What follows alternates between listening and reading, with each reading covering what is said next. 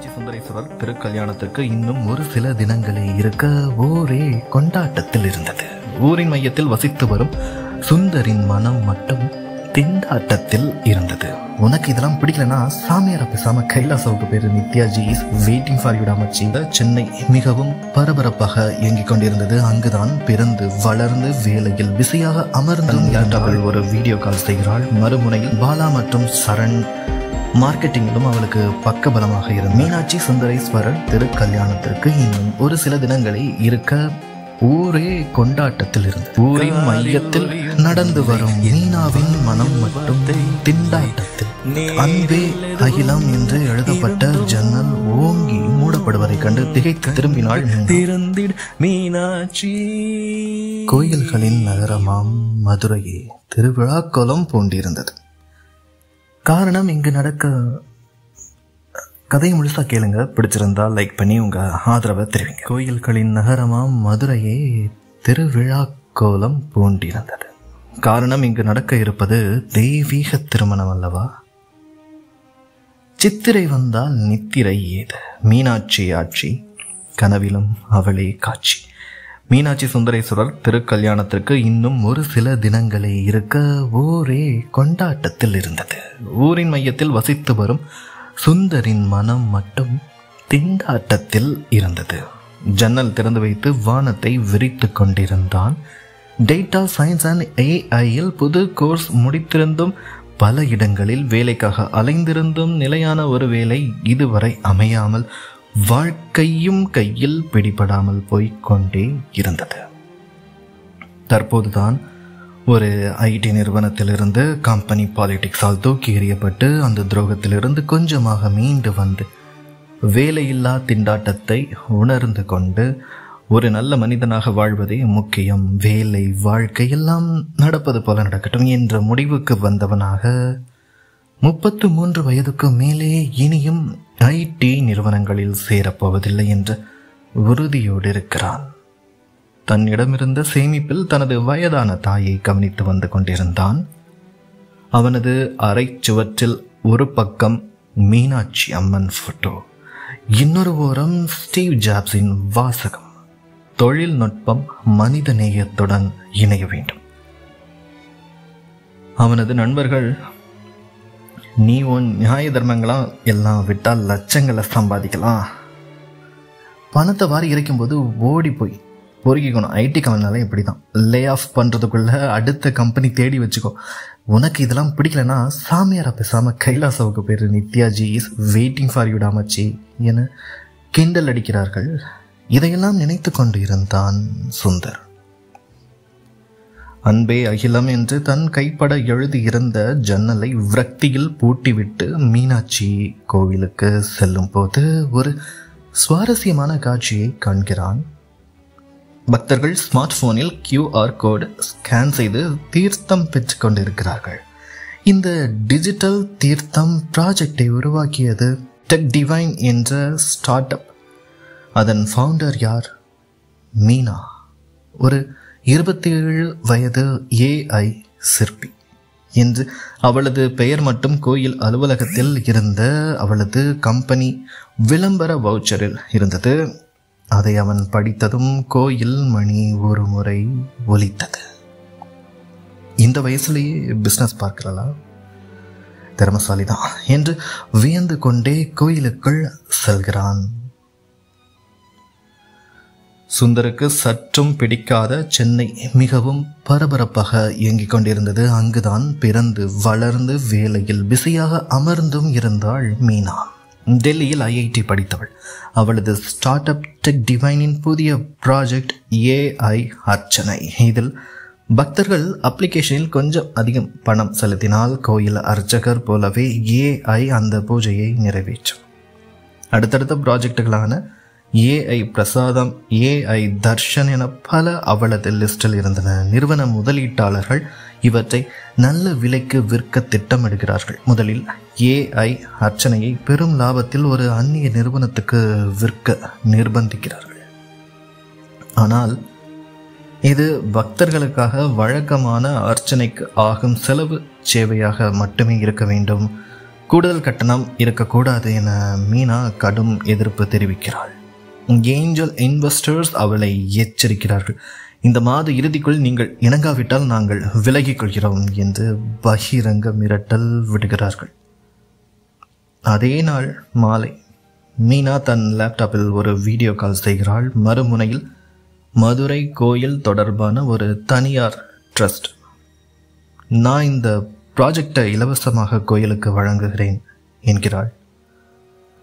ஒரு சிறு super market வைத்திருக்கும் தன் தந்தை, தெய்வ பக்தையான தாய், ஒரு தம்பி, ஒரு சில நண்பர்கள், மனதில் அவளுக்கு பிடித்த மதுரை மீனாட்சி, இவர்கள் தவிர ஒரு சில லட்சங்கள், இவை மட்டுமே அவளது சொத்து. நண்பர்களாக சேர்ந்து ஆரம்பித்த ஸ்டார்ட் அப்பில் தனது தோழி அனு மற்றும் ஜூனியர்ஸ் ஷிஃபா ஏஐ லீடாகவும், பாலா மற்றும் சரண் மார்க்கெட்டிங்கிலும் அவளுக்கு பக்கபலமாக இருந்தார்கள். மீனா தனது டீமுடன் மறுநாள் மதுரைக்கு விரைந்திருந்தாள். தனது டெக் டிவைன் நிறுவியிருந்த தொழில்நுட்ப கருவிகளை அங்கு நடக்க இருக்கும் மீனாட்சி சுந்தரேஸ்வரர் திருக்கல்யாணத்தை முன்னிட்டு சீராய்வு செய்வதற்காக கிளம்பியிருந்தார்கள் அனைவரும். மதுரையை வந்து அடைந்த அவர்கள் கோயிலுக்கு அருகில் இருக்கும் ட்ரஸ்டுக்கு சென்று ரிஃப்ரெஷ் ஆகிவிட்டு மனதில் 1000 குழப்பங்களுடன் இருந்தார்கள். இனி முதலீட்டாளர்கள் இல்லாமல் எப்படி கம்பெனியை ஓட்டப் போகிறோம் என்ற கலக்கத்தில் அனைவரும் இருந்தார்கள். மீனா உட்பட அனைவரும் முதலில் கோயிலுக்கு சென்று மீனாட்சியை தரிசித்துவிட்டு மற்ற பணிகளை பார்க்கலாம் என்று கோயிலுக்கு கிளம்பினார்கள். கோயில்களின் நகரமாம் மதுரையே திருவிழா கோலம் பூண்டிருந்தது. காரணம், இங்கு நடக்க இருப்பது தெய்வீக திருமணம் அல்லவா? சித்திரை வந்தால் நித்திரை ஏது, மீனாட்சி ஆட்சி, கனவிலும் அவளே காட்சி.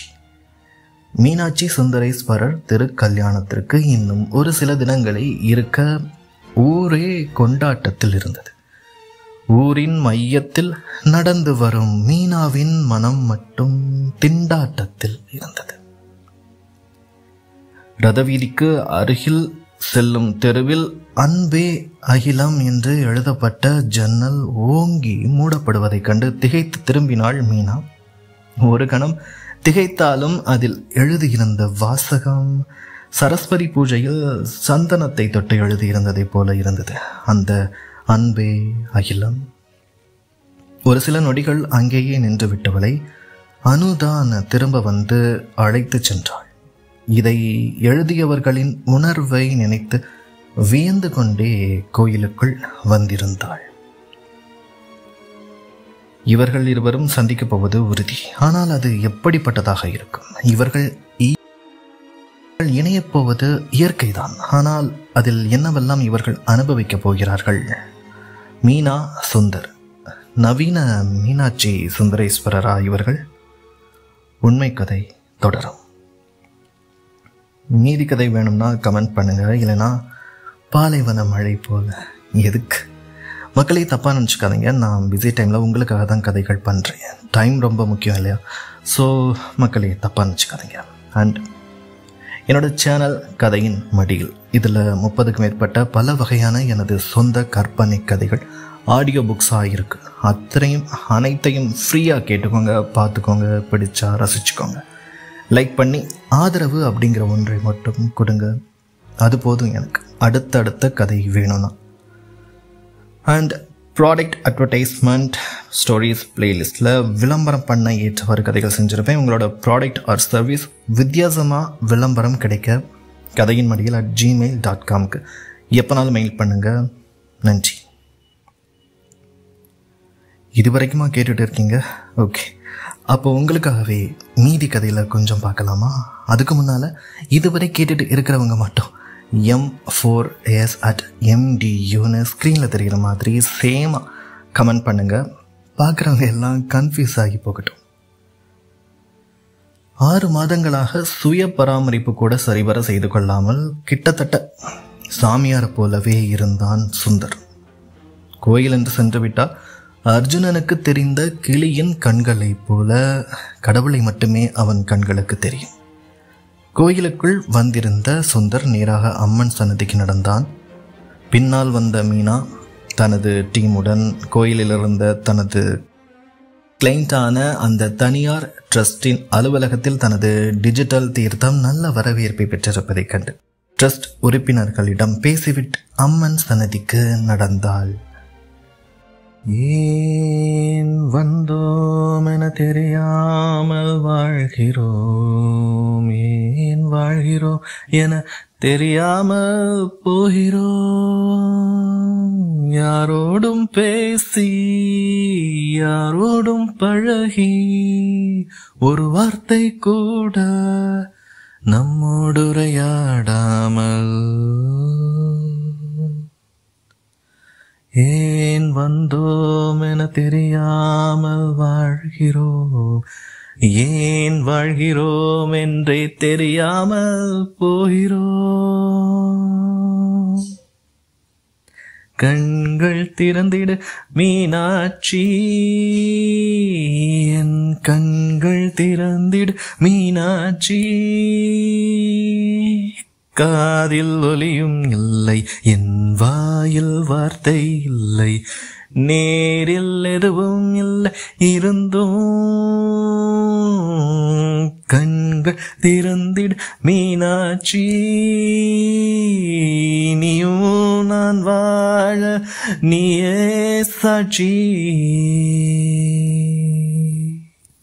இதை நான் ஷார்ட் ஃபிலிமாக எடுக்க போகிறேன். சிங்கர்ஸில் இருந்து ப்ரொடியூசர்ஸ் வரைக்கும் ஃபிலிம் ரிலேட்டடாக இண்டிவிஜுவல்ஸ் யாருனாலும் என்னை மெயிலில் காண்டாக்ட் பண்ணலாம்.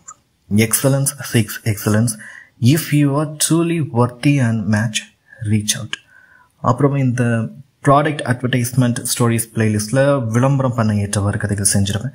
உங்களோட ப்ராடக்ட் ஆர் சர்வீஸ் கதையாக கஸ்டமைஸ் பண்ணி இதுவரை இல்லாத புதுவிதமாக வித்தியாசமாக விளம்பரம் கிடைக்க கதையின் மடியில் @gmail.com எப்போனாலும் மெயில் பண்ணுங்கள். நன்றி.